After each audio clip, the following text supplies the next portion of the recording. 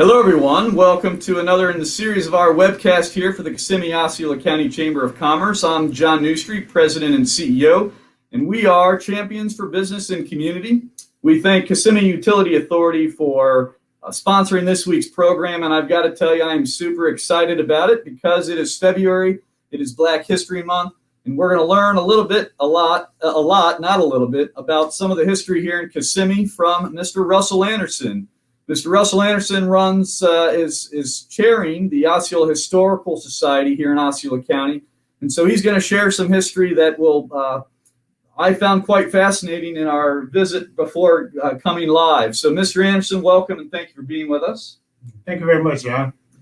So I want to start with you because you've got quite a bit of history here in Osceola County. So can you tell us a little bit about yourself? Well, I was born and raised here in Osceola County prior to integration. So I went to the all-black high school that graduated in 65, and it closed in 1960. 66 was the last class. And you said that's located on Central there, where Kissimmee Elementary is now? Right, that's the current location. So all the black kids in the entire county, the Holy Palm, Narcoossee, St. Cloud, was all bused into that one location. And all the kids that lived in Kissimmee had to walk to that location. And some 1 mile up to 2 miles. And that was kindergarten through 12th grade. The whole program was there on one site, right? Yeah, but we didn't go to kindergarten. It was 1st through 12th. Ah, okay. So, and that ended in 1965, you said, right? No, 1966 was the last class. Okay. I was in the class of 65. Gotcha. Well, and so you graduated in 65 and then went in the military and served our country from 66 till...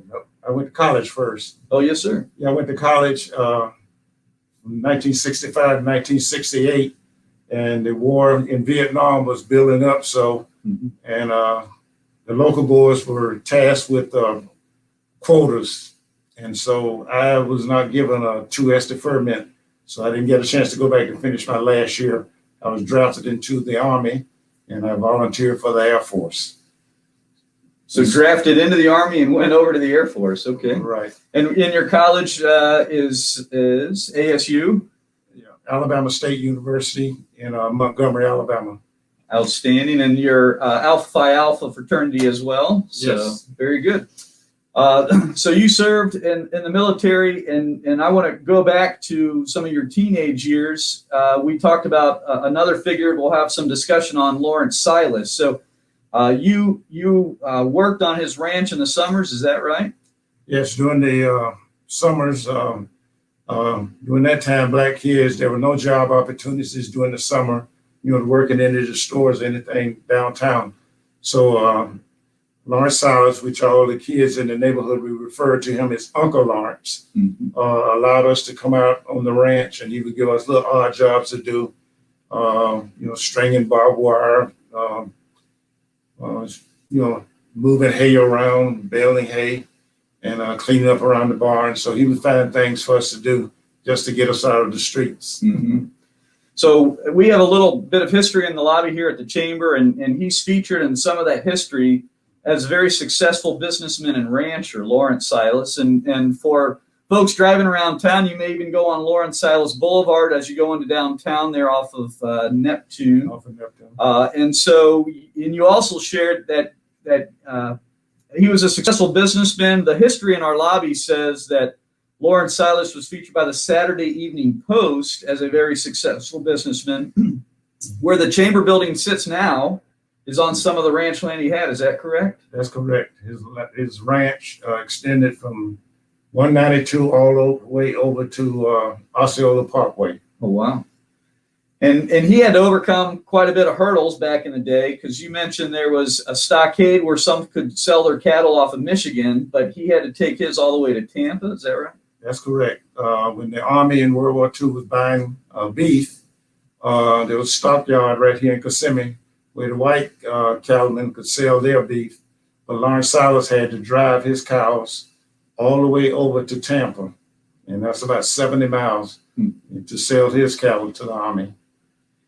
Now, there were two other additional black business owners here in Kissimmee we talked about. Can you share a little bit on those individuals? Yeah, one of those was a gentleman by the name of Mr. Slick Long, and he ran the dry cleaners. And that was the only black business in downtown Kissimmee. And he had a very successful business, and about 95 to 98% of his business was by the white people. But black people, that was one of the ways they were making a living, by taking in wash and been getting paid by the piece, like 10 cents for a shirt and 20 cents for a pair of pants. And so the only time the black business would use the dry cleaning services is if they were having a suit clean or the choir robes in the church, once a year. And then the other individual was a taxi cab driver, correct? Right. Mr. Buster Lassane, he had, his wife was the dispatch in his house, and she was there because he didn't have a radio at first. So people would call there, and she would write down your name and what day you wanted the taxi to come pick you up. And that was in the 50s, early 60s. He finally got a two-way radio, and a few of the homes had telephones. And so you can call in, and she would dispatch the taxi to pick you up. Wow. So you were born and raised here, and you've seen all these changes. Can you talk a little bit about where we stand now? I guess is that it's better, but we're not there. There's still more work to be done. Is that fair? Yes, there's still a lot of work to be done. It was sort of, when growing up, it was sort of a cooperation. The blacks sort of knew what was expected of them. In other words, knew their place. So it wasn't a lot of, fighting going on during integration. When the law was passed, we just sort of integrated because Kissimmee was so small. All the blacks, they were working for the white people, so they knew them. And so they didn't want to get them on the bad side because they needed the black labor, to haul the pulpwood, to pick the citrus fruit, help on the cattle ranches. So we were doing all the common labor. So we were treated, pretty fair in the work area. Mm-hmm. And so that has changed, over the years. But there were certain things that, blacks could do and could not do. There were certain stores downtown Kissimmee we could go in and could not go in. And of course, they had the white-only water fountains and white-only restrooms downtown that we could not use. So if you're talking to the younger generation here in Kissimmee, Osceola County, what's some of the knowledge you might impart upon them, some life lessons that will help them succeed? Well, one of the things that help them succeed is that they have an equal opportunity now that we did not have. They have the same classroom, the same textbooks, the same teachers. When I was in school, we had hand-me-down books that the white kids had used for 2, 3, 4 years, and half of the pages were torn out of them when we got them. But our teachers, were able to fill in the gaps of the missing pages in our books. Is there any other information you want to share with the audience about the history of here in Osceola? Well, history in Osceola is ever changing. From when I grew up, it was just black and white here, and we had norms that we had to stick to, and we sort of got along as long as we didn't, disobey any of the norms.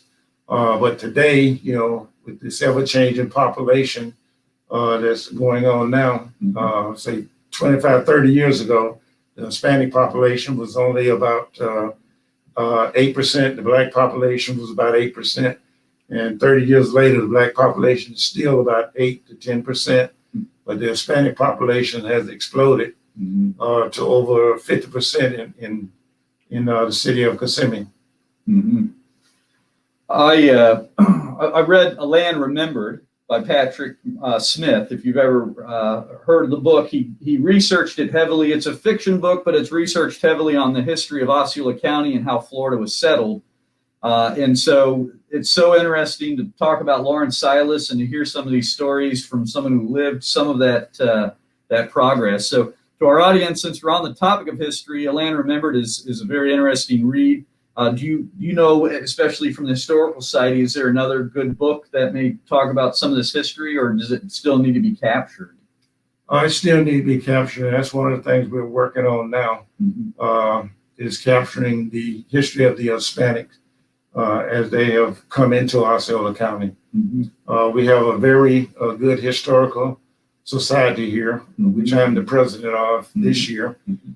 We have a research library there where any subject you want to research on Osceola history, we have a research department. You can pose any questions and they would do the research and provide that information for you.